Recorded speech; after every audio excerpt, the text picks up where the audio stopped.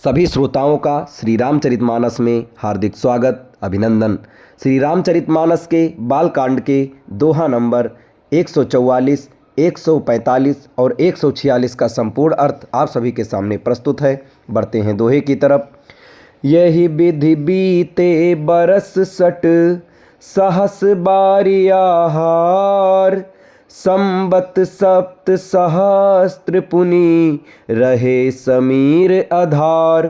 इस प्रकार जल का आहार करके तप करते 6000 वर्ष बीत गए, फिर 7000 वर्ष वे वायु के आधार पर रहे।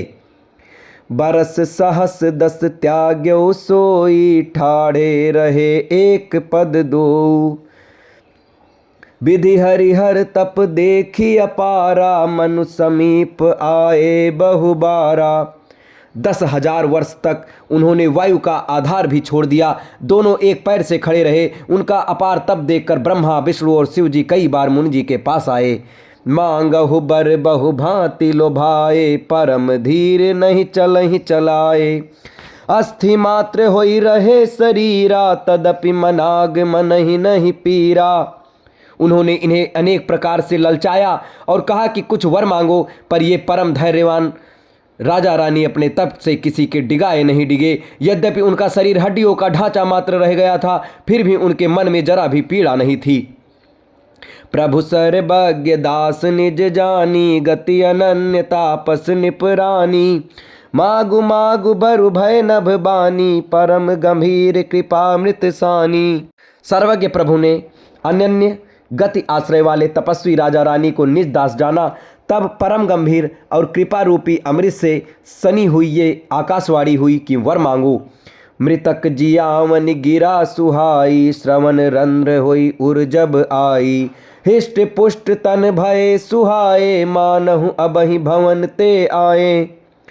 मुर्दे को भी जिला देने वाली ये सुंदरवाड़ी कानों के छेदों से होकर जब हृदय में आई, तब राजा रानी के शरीर ऐसे सुंदर और हिष्ट पुष्ट हो गए मानो अभी घर से आए हों।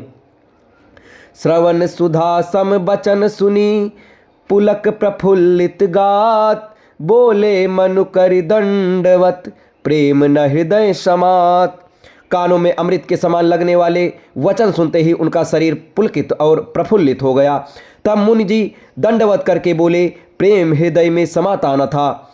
सुन सेवक सुर तरु सुर धेनु, विधि हरिहर बंदित पद रेणु। सेवत सुलभ सकल सुखदायक, प्रणत पाल सचराचर नायक।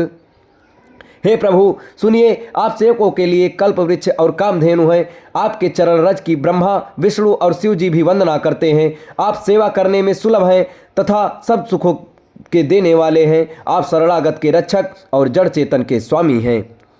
जो अनाथ हित हम पर नेहु, तौ प्रसन्न होई यह बर देहु। जो स्वरूप बस शिव मन माही, जहि कारण मुनि जतन कराही। हे अनाथों का कल्याण करने वाले, यदि हम लोगों पर आपका स्नेह है तो प्रसन्न होकर यह वर दीजिए कि आपका जो स्वरूप शिव जी के मन में बसता है और जिसकी प्राप्ति के लिए मुनि लोग यत्न करते हैं। जो भुसुंडी मन मानस हंसा, सगुन अगुन जहि निगम प्रशंसा। देखई हम सो रूपी भरि लोचन, कृपा करहु प्रण तारति मोचन। जो काक भुसुंड के मन रूपी मान सरोवर में विहार करने वाला हंस है, सगुण और निर्गुण कहकर वेद जिसकी प्रशंसा करते हैं। हे शरणागत के दुख मिटाने वाले प्रभु, ऐसी कृपा कीजिए कि हम उसी रूप को नेत्र भर कर देखें। दंपति बचन परम प्रिय लागे, मृदुल विनीत प्रेम रस पागे। भगत बछल प्रभु कृपा निधाना, विश्ववास प्रगटे भगवाना। राजा रानी के कोमल विनय युक्त और प्रेम रस में पगे हुए वचन भगवान को बहुत ही प्रिय लगे। भक्त वत्सल कृपा निधान संपूर्ण विश्व के निवास स्थान या समस्त विश्व में व्यापक सर्वसमर्थ भगवान प्रकट हो गए। नील सरोरहु नील मणि, नील नीर धर श्याम। लाजहि तन शोभा निरखि, कोटि कोटि सतकाम।